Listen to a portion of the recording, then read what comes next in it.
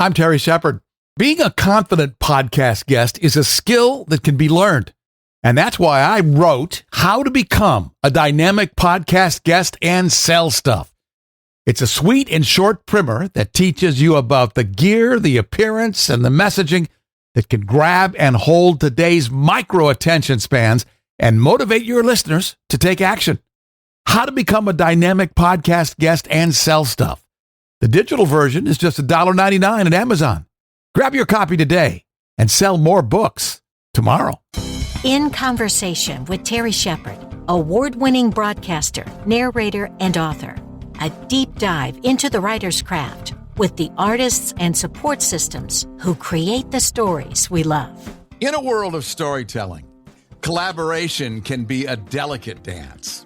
Two voices, two perspectives, two imaginations trying to create something that feels seamless on the page. Sometimes that partnership produces sparks. Sometimes it produces laughter. Sometimes it produces a love story that feels as lively and unpredictable as the city that inspired it. Today's guests know that dance well. Ashley Wren Collins and Jordan Rockwell, two aspiring storytellers who would each go on to build careers in screenwriting and many of the arts that we see on stage and screen. Years later, they joined forces to write their first novel together, a romantic comedy set in the beautifully chaotic world of New York City. Their new book, She Wrote, He Wrote, A New York Love Story, tells the tale from two sides of the same romance. Joanna is navigating life in a cramped East Village walk-up with eccentric roommates while trying to keep her writing career afloat under the watchful eye of a questionable boss. Logan is working to escape the expectations of his wealthy Connecticut family while attempting to make his own mark on Wall Street. Ashley Wren Collins and Jordan Rockwell, it's great to have you here. Thanks for doing this. Thanks for having us. Thanks for that introduction. It's such a pleasure to be here. Thank you. Take us back to college, Ashley. How did you meet Jordan? So we actually did not meet in college, but we had a friend in common. His best friend I met doing theater, and I would hear about Jordan all the time, stories about Jordan. And I was like, is this guy even real? And I heard so much about him, and yet I never saw him. And so Jordan said, you said you kept walking into rooms where I kept walking into rooms that you had just walked out of and vice versa. Yeah. And to quote Lionel Calrissian, everything you've heard about me is true. Yeah. So then flash forward 5 years later, he's at his 5-year college reunion, and I happen to be in Philadelphia as well. And I run into our mutual friend at the 30th Street train station in Philly. And I finally meet Jordan. And I had hi, nice to meet you. Yeah. Cool. 2 impressions. One was, oh my God, he has red hair. 2 was, he is so loud. He is so loud. That was, and she's so quiet. You say either, and I say either. And then after that, we didn't see each other or talk at all for another 5 years. And then that friend got married and was having a wedding in St. Martin. And we both ended up at that wedding. I was dating someone at the time, but I went solo, and Jordan was playing the field. I was dating a couple of ladies, but still very single in my brain. Yeah. And then tell them what you did on the beach, Jordan. I'm hanging out with Ashley. We friend zoned each other on the spot. So it was like, cool. Yeah. Like sister from the mister, brother from another mother. And I see a young lady on the beach reading a book of a certain genre, say the one we're in right now. And I thought it would be a brilliant idea to go up to her and ask her, so what chick lit are you reading? Yeah. That was his pickup line. That was, hey, look, what did Wayne Gretzky say? You miss 100% of the shots you never take. And let's just say that puck went right into the audience. So I turned around, sat back down next to Ashley and went, well, I didn't go so hot. And so what happened? And I was like, blah, blah, blah. Next thing, Ashley and I are just riffing romantic comedy chicklet like jokes. Like I walked out of Starbucks with his phone number in one hand and my mocha in the other, and just on and on, cracking each other up. It was like the sweat glistened on her neck as she picked drink. We just kept a little riffing, like you said. Yeah. Yeah. And then the wedding came, right? There were a lot of wedding celebrations. There were dinners and cocktail hours. It was a multi-day extravaganza. And then it got to the night of the wedding, and Jordan developed a little bit of a crush on the band leader. It wasn't a little crush. It was a big I think crush. I'm in love with her. Yeah. This is before I met my wife, by the way. But we were hanging out just as friends, but we were having a great time. So we get up to dance to the band, and he gets right in the center where the band leader is, points to me and goes, I am not with her. That is not what I said. I said, I am not with her, like a moron, because that's just so the band leader would know he was available. Then the next year, that friend had another friend who got married at the same hotel with the same band in the same location. And Jordan at that time had no complaints here. just started dating the woman who would become his wife, but it was only about 2 months, and he didn't want to freak her out and say, will you go with me to this long distance destination wedding? So he invited me, his platonic friend Ashley, and I was like, sure. So we went back. The band's leader by then had straightened her hair. She had curly hair year one. And I was like, year two, she had straight hair. You dug the curly hair more. No, I was like, I'm not liking the straight. No, it's over. It's over. It's over. Yeah. I don't know. And somehow a book was born. It doesn't make any sense, but that's literally how it happened. That was when we were like, okay, why don't we actually do this? And then the muse gave us this, let's split the narrative in half. Yeah. And here we are. Yeah. Unique selling proposition that way. Is it hard to write something when you're on different coasts? Not, again, as certain screenwriters we know about who wrote Top Gun across the country, but no, with the modern technology of the internet, and that was 14 years ago when we started this, like, it's pretty easy. Yeah. Easy peasy. Every partnership and collaboration works differently, and I always joke that I have the unfortunate trait that I'm very easy to work with, but Jordan might disagree. I don't know. But Jordan loves... You're perfect in every way. Oh my goodness. He's so nice and so sweet. But Jordan really looks at like structure and outline. And that's one of the things I hate. So he takes a big stab at that first. And then when we've settled on that, we both start writing our respective chapters. And then I really dig in on flow and humor, and many times, and we go back and forth like that. So it works. Like each likes to do the thing the other person doesn't, and we toss the ball back and forth. And I feel like we can be pretty honest with each other. So yeah, Walt Disney and his brother Roy did different things. Walt was the idea person, and Roy was the bean counter.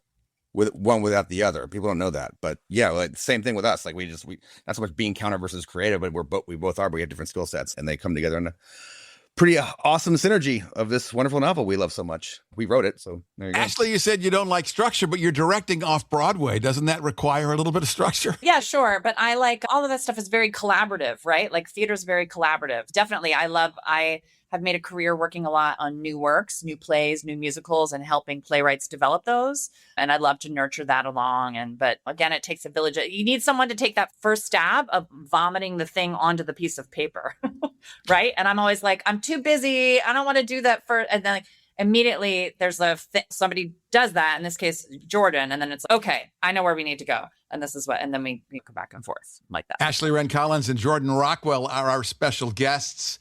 You may not know them now, but they are destined for superstardom, and they have worked together on this great book.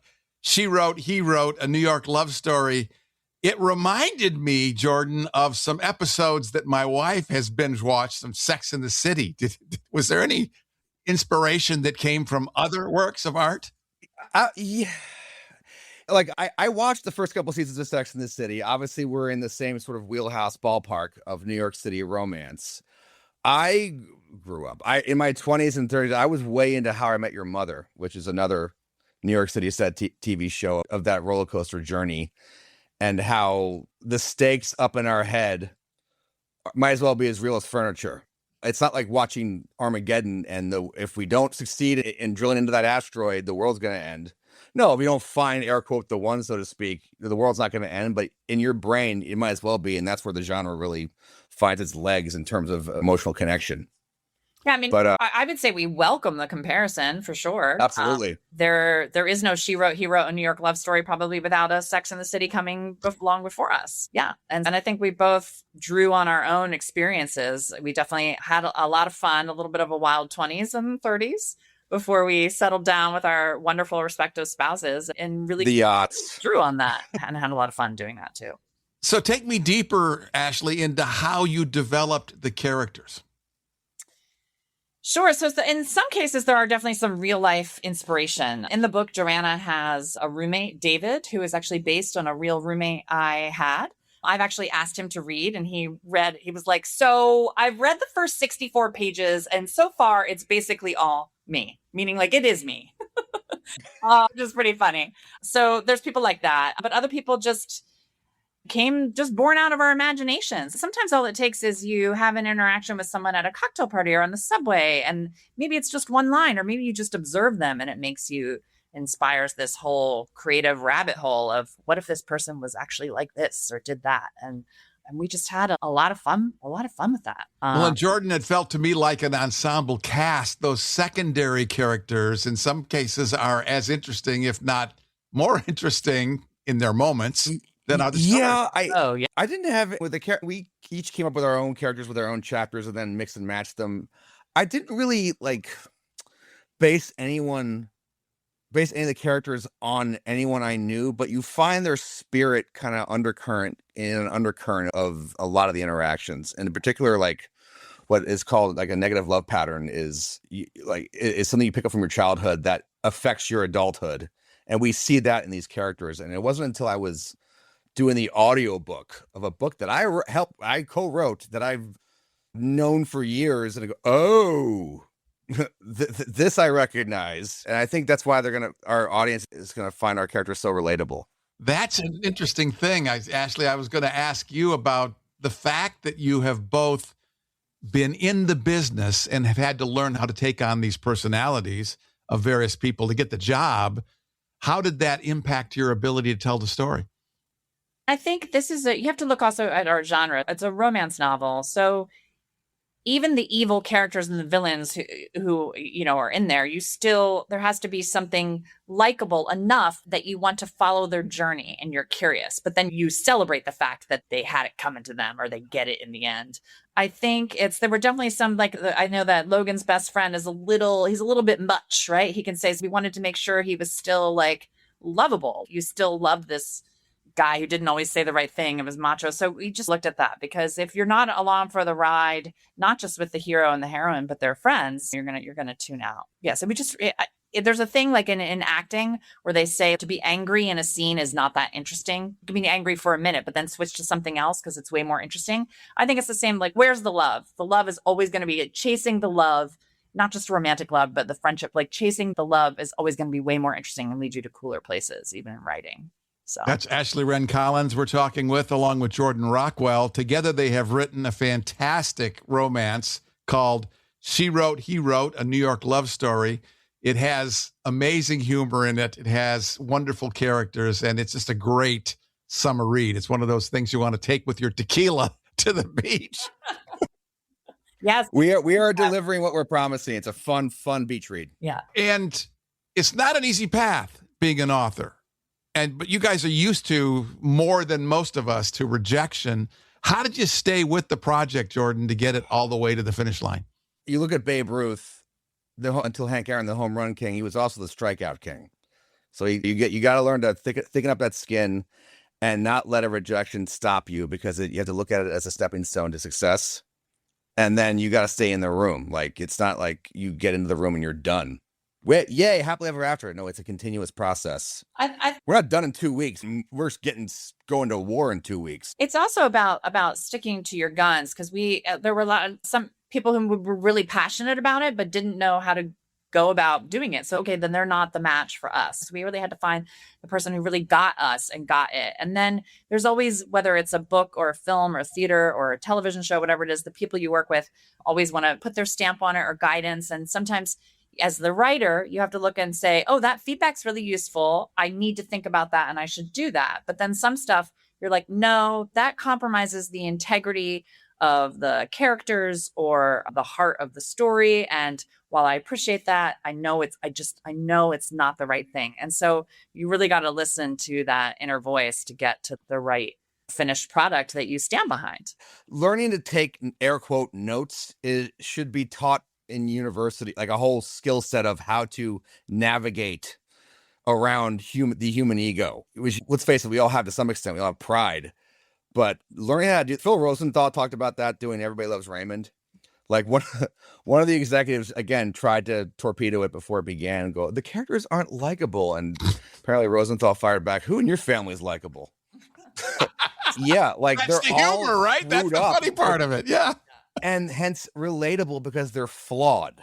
They're not perfect. Ray's an idiot. Deborah's a pain in the ass. And Frank's an a-hole and so on. So, yeah, I mean, our characters. You really have to, as an artist, you have to develop a barometer and realize, okay, this person's speaking the language and understands what I'm trying to do. And so I'm really going to listen and take this to heart. And people will either make your thing better or you'll say, thank you, but no, thank you. But because you don't want to whitewash something so much to where it's no longer unique and it no longer has the voice and intention that you put behind it. Ashley, are there parallels between working with an editor and working with a director? Oh, very interesting. I love that question. As an actor, right?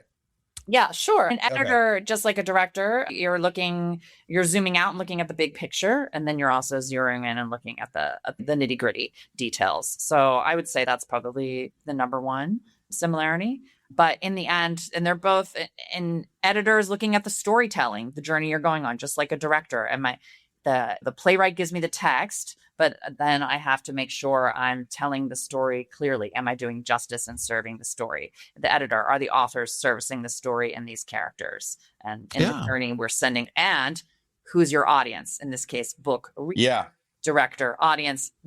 I'm always thinking, how is the audience taking it in, and what is their experience? And that's very important to me because that's what I'm aiming to craft. I'm saying, I'm going to take you on a journey. I'm going to take you by the hand and take you on a journey. Isn't this ride fun? So, Jordan, you and I share another thing in common, and that's book narration. Was your narration of this story your final edit? Was that the last thing you did with every chapter? Or was read it a lot? Pretty much. It was awesome. We both recorded our ends separately. You are going to get an audible version read by the authors, and you will be able to hear me do the greatest awful English accent, plural, ever. And I was like, thank God. There's one word in Russian. We had to go over that one a couple times. Remember that? Over and over. It was great. Like it was over New Year's Eve. My wife took our kids out of town for 3 days. And at night, I barbecued with my dogs in the rain.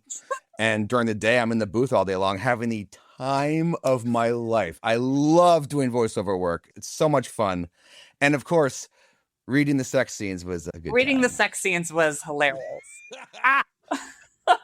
My mother just said, she said, my daughter's 8. She's an avid reader. She goes, can Leo read it? I was like, absolutely not. We'll be plugging our book signings at some point in the show, I'm sure. No, it's not for those under 16. Yeah, I guess. Not under 16. But like a PG-13. I was reading stuff like this at age 12. Yeah. Explains a lot. Thanks. So was I. So what happens, Ashley, when you immerse yourself in a character like that and you get into an intimate scene? What happens inside your head? That was actually, I think we had finished the novel, and then the publisher was really excited about the book, and they said, we need a little more sex. And we were like, oh. I was like, okay. More? Let me think about it. Sure. We had some, but I think we expanded it. If you insist. Yeah.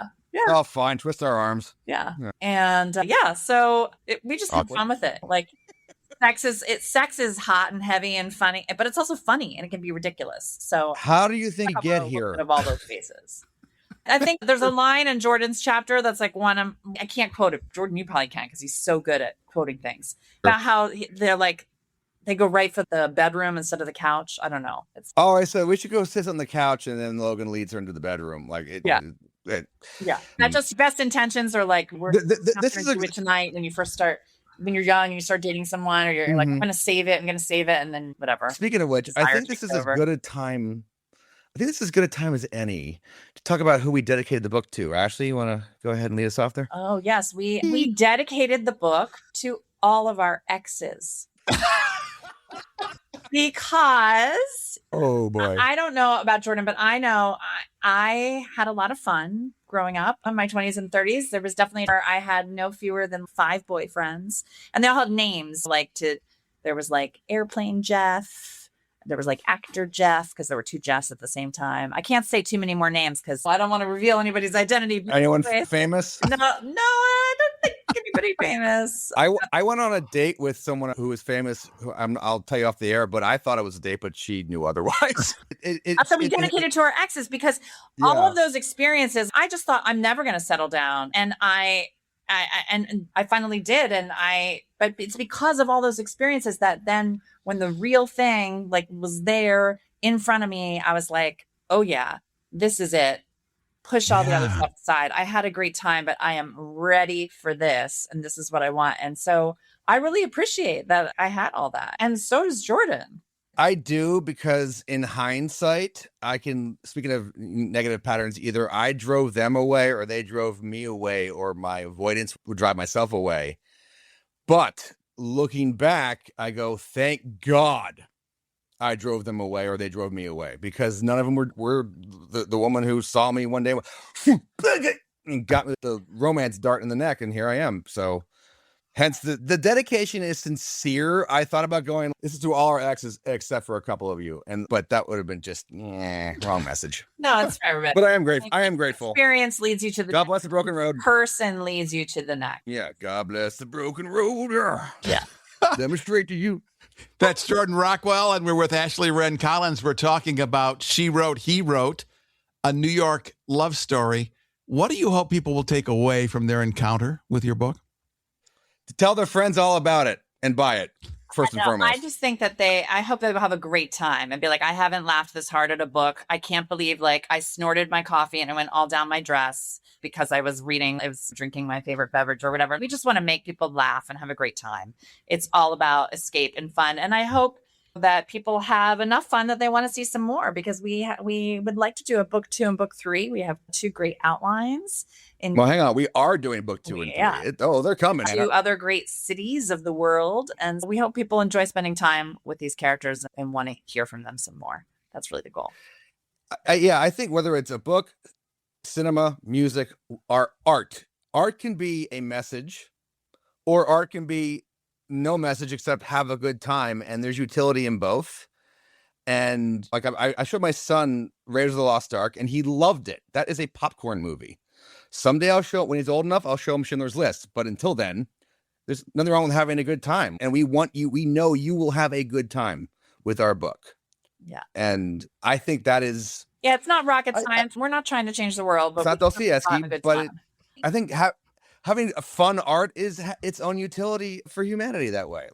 We need more fun. We need more joy. It's a joyful book. We definitely do. I grew up reading romance novels, and they are definitely wonderful. I have so many writers I grew up on, Danielle Steele, and that I love. But there used to be more of somebody was coming out of a trying or challenging period of their life and then go through discovery and realize they were ready to accept love again. And those are great stories, but we really wanted people to take that fun that they have watching their most favorite rom-com movie or whatever, and really put that on the page. So they feel like they're rooting for the characters and they want everybody to find love, but they also just want to laugh and have a great time and see maybe a little bit of themselves in some of these characters as well. You will. It's a book that I truly enjoyed reading. It was great to get an advance copy from your team. It's She Wrote, He Wrote, a New York love story, written by our 2 special guests today, Ashley Wren Collins and Jordan Rockwell. This has been great, guys. Thanks a lot. Thank you. You're very welcome. Thanks for having us. Thank you. Is there a question that I didn't ask that you wish that I had? I guess I wanted to do a little pitch for the fellas. Yes, it is true. This genre tends to be skew heavily towards female readers, right? But remember, half the book is from Logan's point of view. Fellas, you are represented here. You get how we feel, how I felt in subconscious ways I never realized until I did the audiobook. But for example, 2 films that really knocked me on my ass was Forgetting Sarah Marshall and 500 Days of Summer, both critically acclaimed, both big hits, and both from the male point of view of getting out of his own way. And I try to put that into the characters as much as that we are our own worst enemy. I know I am. I do really appreciate that in the Logan chapters in a way that you don't always get with a romance novel or a rom-com. You get to follow the male thinking and all that. And so I think that's a lot of fun, and for male readers and for female readers. Were there any films that inspired you as you're writing this, Ashley? I love Wedding Crashers. That's one of my all-time favorites. So definitely the humor in that and the characters in that, I would say. And in terms of men reading it, my husband just read the book. Oh, yeah. He has never read a romance novel in his life. I love him. He's very critical, very well read. He's read all the classics or whatever, and he loved it, which I thought was so sweet and I so appreciated. But he loved the characters and was asking questions about them. And that made me hopeful that maybe we'll also find some more male readers, which is what Jordan is saying as well. Yeah, I can back Ashley up here. This ain't Francisco's bag. As Austin Powers would say, this is not Francisco's bag, baby. But he loved it. He did. So when Ashley told me this, I told my wife, like, oh, God, awesome news. Francisco loved it. Yeah. Yes. Yeah. And the British accent worked, Jordan. That was fine. Yeah, baby. But because these kids today, so to speak, don't get our references anymore. And so when I remember I was in Chicago, my brother-in-law was getting married and they're all in their 20s. And I asked the groomsman, like, yeah, remember Ferris Bueller? He's like, what are you talking about, old man? I'm like, oh my God. Thanks. And then Ferris in the Bueller? same breath, another guy was like, oh, I know Ferris Bueller. I'm like, thank you. You're well read and seen of cinema. This has been great. Thank you very much. Thank you so much. Thanks for having us. I really appreciate it. And for reading the book and championing it. In Conversation with Terry Shepard is a copyrighted presentation.